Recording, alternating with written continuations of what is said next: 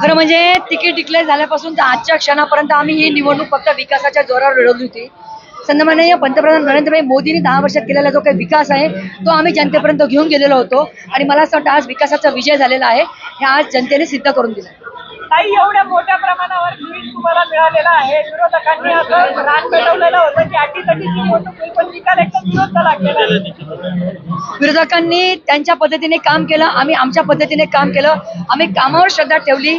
आमच्या तळागातल्या कार्यकर्त्यांनी, आमच्या सन्माननीय नेत्यांनी, सन्माननीय गिरीश भाऊ महाजन, आमचे सगळे महायुतीचे सगळे मंत्री महोदय, आमचे सगळे आमदार, गुलाब भाऊ, अनिल दादा, सगळे चिमानाबा, किशोरप्पा, राजू मामा, आमचे मंगेश दादा, माझे लहान भाऊ, या सगळ्यांनी आणि महायुतीच्या पदाधिकाऱ्यांनी खूप मोठ्या प्रमाणात मेहनत घेतली होती.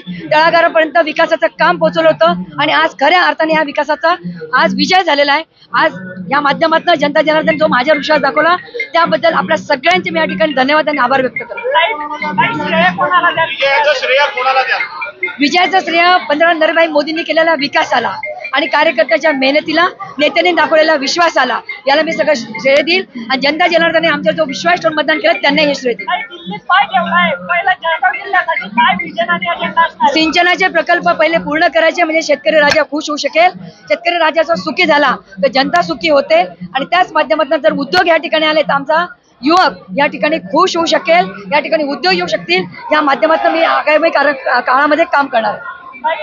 भाजपच्या संघटनवाडीमध्ये बापूचा देखील मोलाचा हात होता.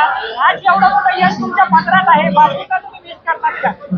आज खरं म्हणजे उदयजी नाहीये, त्यांची जातानाची इच्छा होती की मी ह्या पदापर्यंत पोहोचावं.